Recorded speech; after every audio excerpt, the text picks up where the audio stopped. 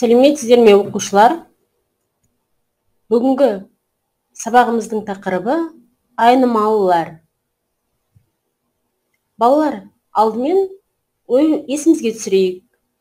Scratch программасы деген не? Программалау ортасы не үшін қолданылады? Енді балалар, бүгінгі сабақта үйренетініміз деректер блогын қолдану, программалау ортасында айнымалыларды қолдану.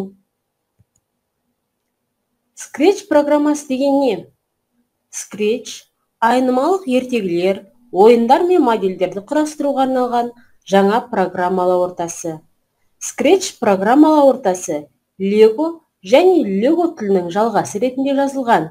Scratch'те программалар графикалық блоктардан тұрады.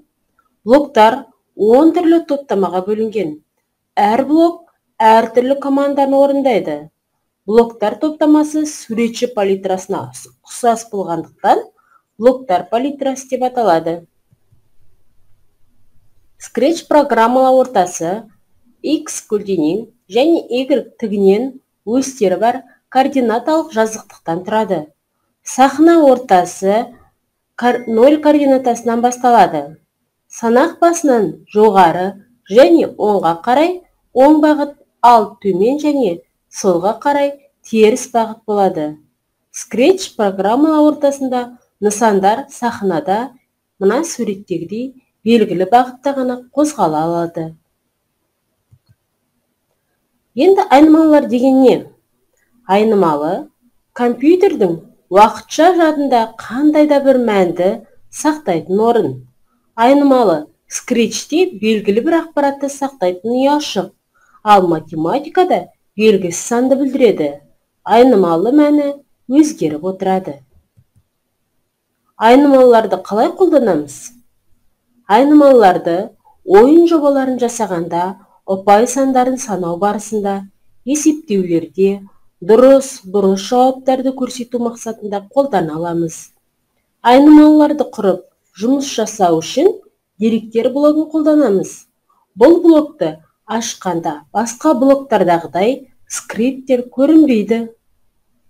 Айнымалыларды құрып алғаннан кейін ғана скрипттер пайда болады.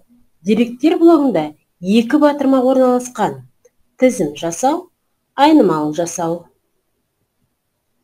Айнымалы жасау батырмасын басқанда терезе ашылады. Оның ішіне айнымалы атауын жазу керек. Бір емес, бірнеше айнымалыны да құруға болады. Айнымалы құрылғаннан кейін оның мәнін орнатуға және өзгертуге болады. Айнымалылар блогы және олардың атқаратын қызметі мына кестеде берілген. Айнымалының мәнін береді, айнымалының мәнін қайтарады. Айнымалының мәнін өзгертуге болады. Оң немесе теріс мәндерді қолданып, оны арттыруға немесе кемітуге болады.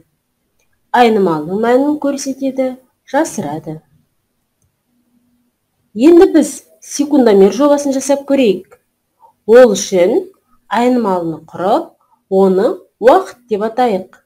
Айнымалының мәнін 60-қа тең деп алайық. Және оның мәні әр секунд сайын 1 секундқа азайып тұрсын. Нәтижесінде 1 минут уақыт өткенде программа жұмысын тоқтатады. Нәтижесі мына суретте көрсетілген. Біле жүрейік. Scratch'те регистр маңызды рөл атқарады.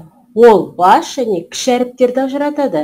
Мысалы, айнымалы мен тізім үшін қолданылатын ұпай және кішкентай әріппен ұпай сөздері әртүрлі атаулар.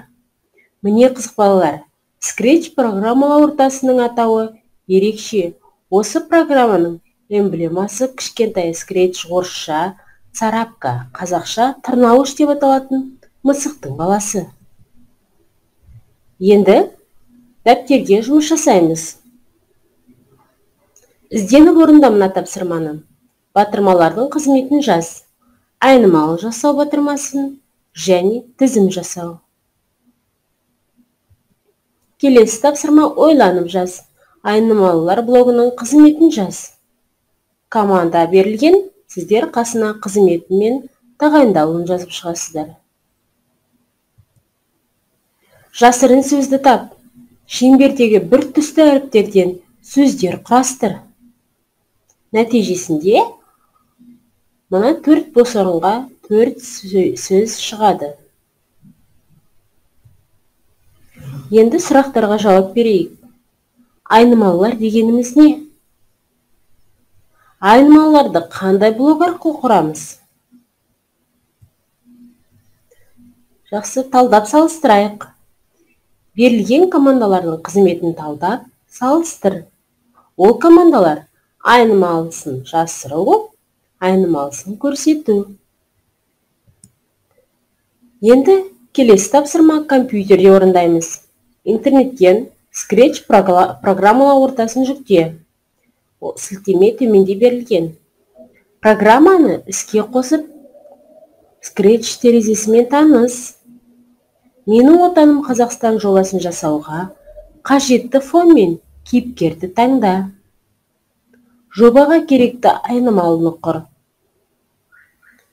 Сахна периметрі бойынша сағат тілімен қозғалатын кейіпкердің скриптісін құр. Әр 1 секунд сайын кейіпкер қозғалып, Қазақстанға қош келдің деп 3 тілде айтатындай скрипт құр. Жобаны іске қосып тексер. Менің отаным Қазақстан деген атаумен бумаға сақта. Сабақты қорытындылаймыз. Бағдаршам арқылы қорытындыла. Сабағымыз аяқталды. Сау болыңыздар.